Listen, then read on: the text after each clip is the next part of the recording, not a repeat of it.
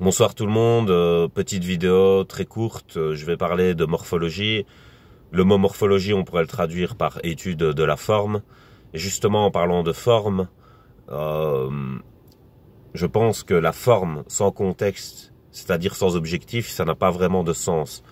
Et donc, juger la morphologie des gens sans aller voir plus profondément quels seraient leurs objectifs personnels, ben c'est insensé en fait. Et je vais citer Einstein, encore une fois. Il a dit si vous jugez un poisson à sa capacité à grimper à un arbre, il passera toute sa vie à croire qu'il est stupide. Et donc, en fait, on doit contextualiser les morphologies pour comprendre pourquoi elles sont différentes. Et en fait, le fait de juger la différence, je pense que c'est de la fainéantise d'esprit. C'est justement ne pas vouloir creuser plus profondément par rapport à ce qu'on voit. C'est se fier aux apparences. Et d'ailleurs, juger simplement une morphologie en faisant disparaître les objectifs, c'est comme si on allait dans un musée et qu'on regardait une statue en fait. La seule chose qu'on puisse faire, c'est en apprécier la beauté, c'est-à-dire dire si la statue est belle ou pas belle, selon ses propres critères, ses propres goûts, etc. Alors, est-ce que ça a réellement de sens dans le propre de ce qu'est la vie? Je vais essayer d'expliquer ça maintenant. Si par exemple vous êtes une personne de petite taille, on va dire les magazines, ils ont un genre d'idéal de perfection morphologique. Et comme je dis, dans la vie de tous les jours, ça n'a pas de sens. Donc, si par exemple vous êtes de petite taille, c'est beaucoup plus avantageux pour vous de faire de la spéléologie, c'est-à-dire de vous faufiler. Si une personne est de grande taille et massive, faire de la spéléologie, pour elle, c'est quasi impossible. Elle va rester coincée. Ça va lui demander beaucoup plus d'efforts, etc. parce qu'elle n'est pas adaptée. Donc, voilà, les performances seront beaucoup plus rapides et beaucoup plus efficaces chez la personne de petite taille. Alors maintenant, on va prendre une personne de grande taille et on va faire combattre la personne de petite taille contre la personne de grande taille. On se dit, oui, la personne de grande taille est avantagée parce que, voilà, c'est dans notre inconscient, on a une vision de la morphologie ou de la perfection morphologique, de ce qui s'en approche. Donc on se dit, voilà, c'est mieux d'être grand, guillemets. Ce qui n'est pas vrai du tout, en fait. Parce que la personne de grande taille, son avantage, c'est de pouvoir se mettre hors de portée, puisqu'elle est grande. Donc elle, par exemple, en boxe, la personne grande, elle recule sa tête comme ça. Et comme il y a la hauteur avec, c'est dur d'aller la toucher.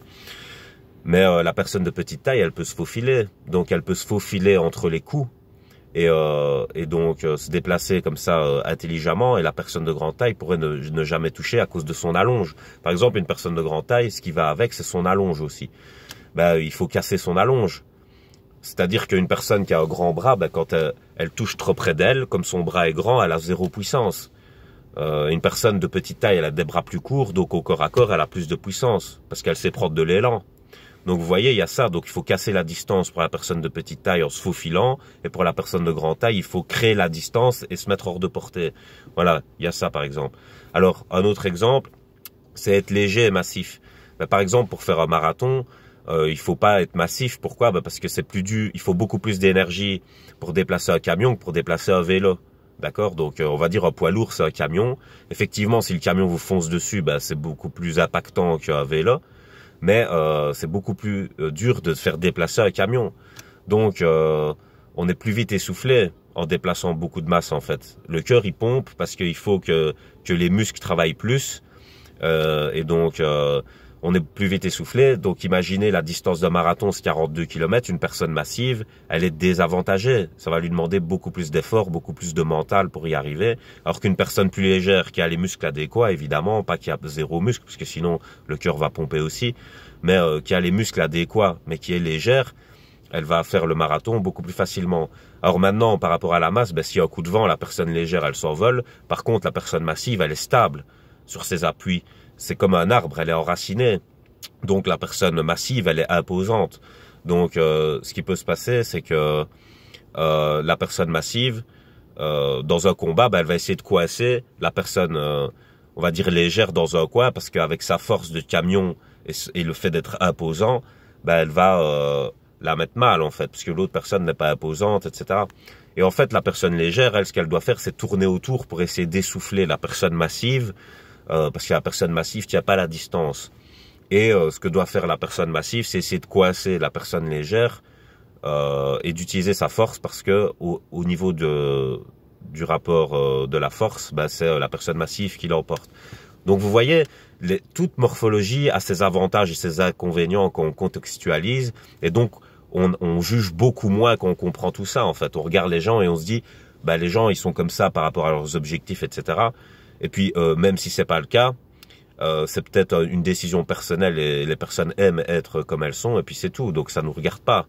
Donc vous voyez, je comprends pas en fait tous ces préjugés sur Internet. On voit beaucoup de tout ça, et en fait, enfin si je comprends, c'est que pour moi c'est qu'on s'éloigne de plus en plus de la base, de la profondeur, et on est de plus en plus dans la superficialité, dans le fast-food du jugement, le vite fait mal fait, etc. Donc évidemment, on est tout le temps caricaturé au final. Voilà, une personne, elle peut avoir un objectif et elle fait sa morphologie en fonction de cet objectif. Ben les autres, ils vont juger parce qu'ils vont pas creuser plus et ils vont s'en tenir à ça. Et c'est ça que je trouve dommage et triste actuellement.